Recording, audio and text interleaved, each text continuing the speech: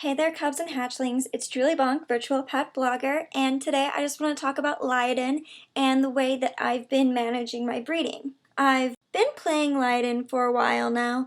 I started about July or June, early June I think, and so I've gone through a few breeding cycles on Lioden, and actually I find the game a lot more fulfilling and thrilling than Flight Rising. I've decided to really focus on the breeding aspect.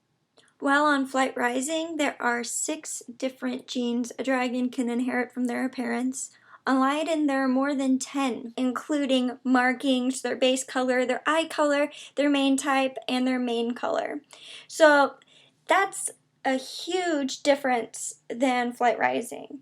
One interesting Lioden breeding feature is that stats are inheritable, meaning that if you have a high-statted lion, if they mate with another high-statted lion, their offspring can be born with incredibly high stats.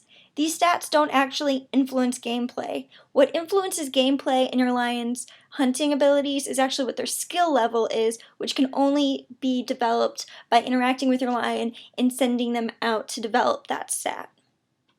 But anyways, what I decided to do, because I've spent some time messing around with breeding on Lioden, I went ahead and I gave some custom decorations, or I manually added genes to my king. Actually, I spent money giving him markings, which is a nice in-game feature. My alpha male has 6 markings that I paid for him to get. So he's currently 12 and a half years old, and I want him to pass on as many of those marks as possible. So what I've been doing in my den is having what I'm calling a round robin competition for his offspring.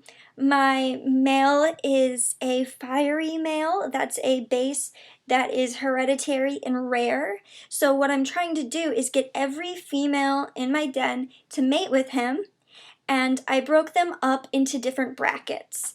I have 5 different brackets. I have A, B, C, D, E, and in each bracket there are at least 3 mama lions, and all of their babies are ranked by their stats, by how many markings they have, what their base color is, and I compare them. In the top 3 female cubs from every litter, or from every bracket, remain, and at the end of this breeding cycle, I'll only pick a few of them to actually stay in my lair.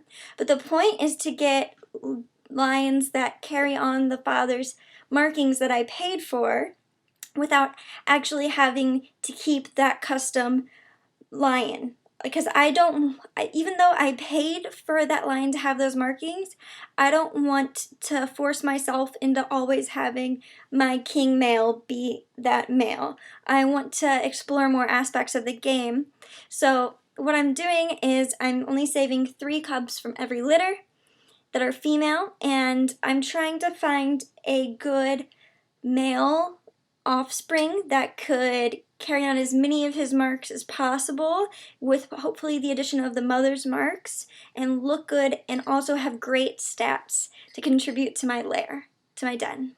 If you want to follow along with this in my den, I invite you to. I have them named accordingly by bracket. So the cubs, right now the survivors that I have in my lair, in my den, are A5, A7, A9, B3, B7,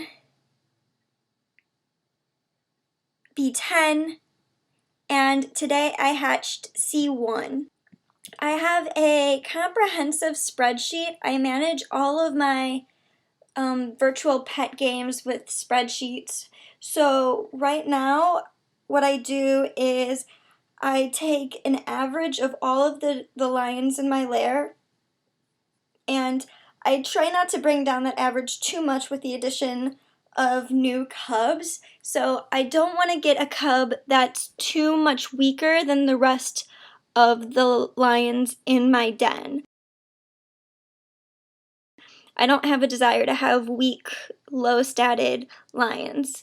because that is something that I'm aiming for at this time. Like, I don't want to have too giant of a den that it's hard to take care of and feed all of those lions.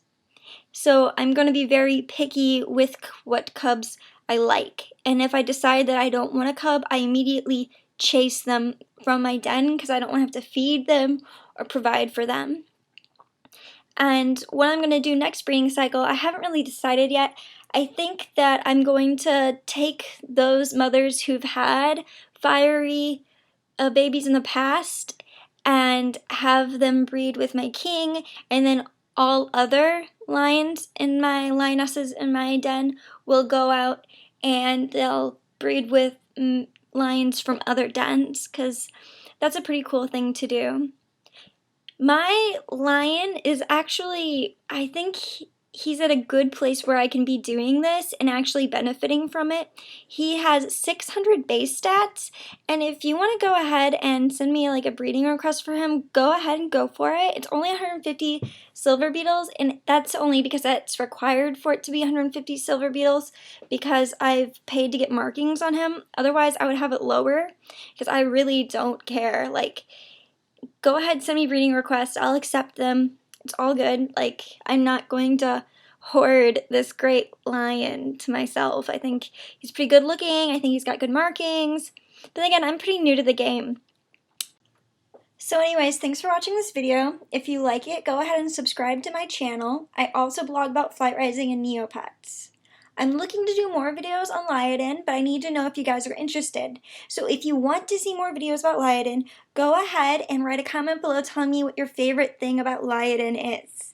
And just watch the rest of my Flight Rising videos if you do like Lioden, because Flight Rising is a lot like it.